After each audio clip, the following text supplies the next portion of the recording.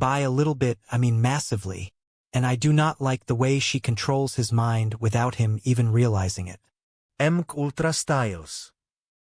Julian moved closer, inspecting the crude bandage on Ricky's arm. The scent of dried blood and sweat was strong. Jesus fuck, heek. Look at this thing. That is a nasty cut. How in the fuck did you do this? Ricky looked away, unable to meet their eyes.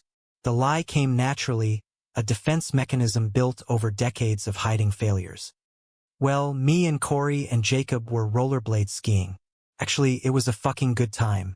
And we are flying along, and all of a sudden, boom, hit this patch of gravel and we go down. Like we went down fucking hard. Jacob got the worst of it. It was fucked.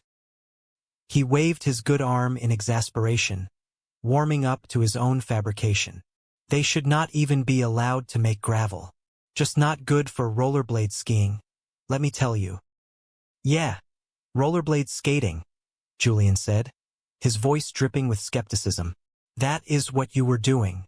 How and where would you guys even get fucking rollerblades? First of all, obviously, you stole them. No, we did not steal them, Ricky insisted, his eyes darting back and forth. We got them at the, what is that new store? I read everything, and the guy opened up. Fucking great idea, buddy, Julian sighed, rubbing the bridge of his nose. Holy shit, the I read everything store. Their conversation was cut short by the arrival of Trinity, Ricky's daughter. She was no longer a child, but a strong, resilient young woman who had seen too much, yet still loved her family with a fierce, protective grace. She marched toward them, her face pale, her eyes blazing with an anger born of deep concern. Dad, Trinity shouted, her voice trembling. Why the fuck are there ball bearings in Jacob's chest? What happened last night?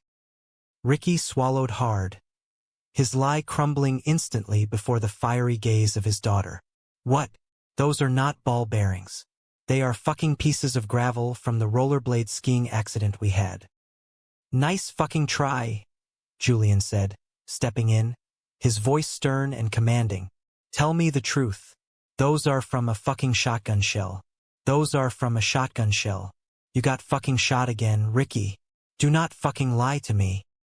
The silence that followed was deafening. It was the sound of a family confronting the harsh, undeniable truth of their existence. Ricky looked at Julian, then at Bubbles, and finally at Trinity. The bravado melted away, leaving a tired, broken man who had only wanted to do something right. Okay, you know what? Trin, boys, I am fucking sorry, Ricky confessed, the words tumbling out of him like rocks from a landslide. I have been keeping a secret from you guys the whole fucking summer. I was not upgrading my small engine repair certification, and I was not taking that fucking crane operator's course I told you about. I was secretly growing dope by myself in the woods down by Billy Bastard Bluff. Dad, Trinity whispered, the disappointment in her voice cutting deeper than any bullet ever could. Unbelievable, Ricky. You fucking promised me. I know. I am sorry, Ricky pleaded, his eyes begging for understanding. But, I mean, it was fucking amazing. I developed this new sativa strain with the head grower from that medical marijuana place in Mountain. Fucking incredible. Yeah. I had irrigation 75 plants. It was fucking beautiful. Somewhere 8 feet high. It was amazing. Do not give a fuck, Ricky, Julian said coldly, the betrayal stinging him deeply. Ricky ignored him, lost in the memory of his ruined masterpiece. And I had a one-shot backdoor cash deal. If it was going to happen today, I would have been fucking done for life. Do not give a fuck. Do not give a fuck, Julian repeated, though his heart ached for his friend Payne. Anyway, last night, it all went to shit, Ricky admitted, his shoulders sagging. And yes, I did take Jacob and Corey with me. That is on me. But it was not supposed to go down like that. When we got there, they fucking cut down the plants with these other guys, and they fucking stole all my weed, and they shot us.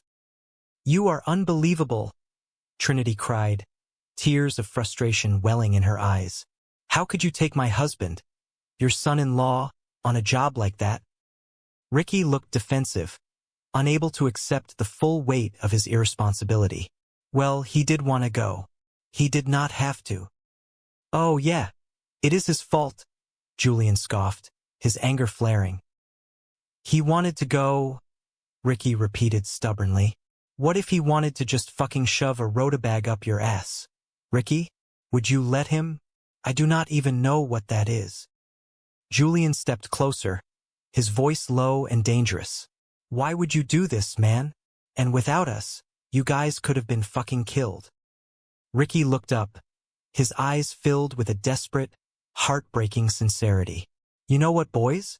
I was this fucking close to being retired. This fucking close. And I am going to find out who stole the weed, and I am going to fucking kill him. No, you are not, Julian commanded, grabbing Ricky by the good shoulder. It is over. The weed is gone. Leave it. Julian let go, turning away in disgust. I should have fucking known. I should have known that the big announcement was going to have something to do with illegal bullshit. Ricky, every fucking time.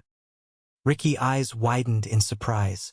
No, that is not what the big, huge announcement is going to be at all. No, something totally different. Bigger than a fucking tiny little drug deal. Julian stopped, turning slowly to face him. Okay. So there is still a big announcement, is there? And you still need all that beer? Yes, I do, Ricky said, puffing out his chest, desperately trying to salvage the day. Big fucking announcement coming down the pipe. It is huge. It is, you are. Big announcement still coming. Everybody, big announcement. It better be a fucking doozy, Ricky, Julian warned. It is going to be a fucking major doozy, Ricky promised, though a flicker of panic danced in his eyes. You are so full of shit, man, Julian muttered, walking away. Far from the trailer park, within the cold, sterile walls of the county jail, Jim Leahy and Randy were packing their meager belongings.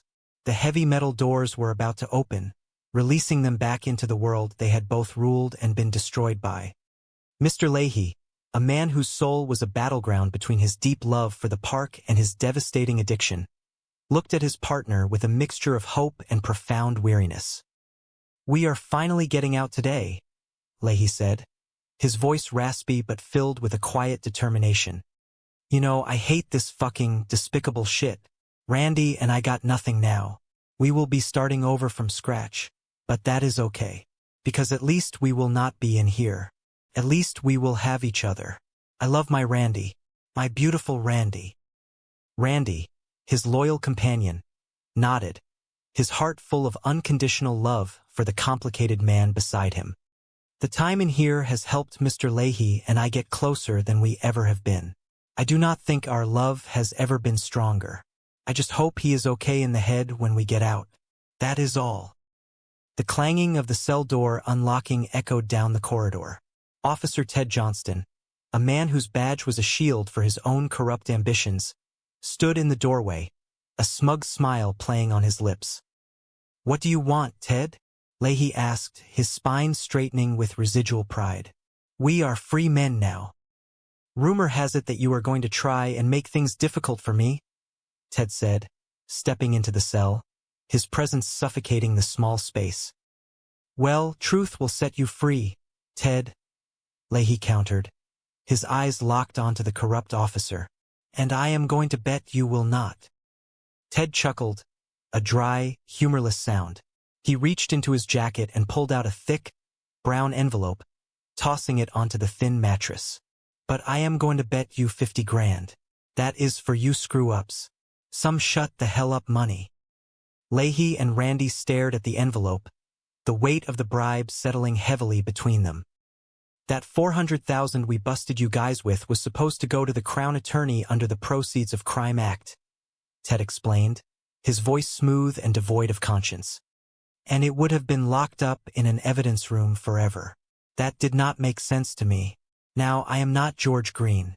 Our department needed computers, new forensics equipment, and a new cruiser. And let us just say I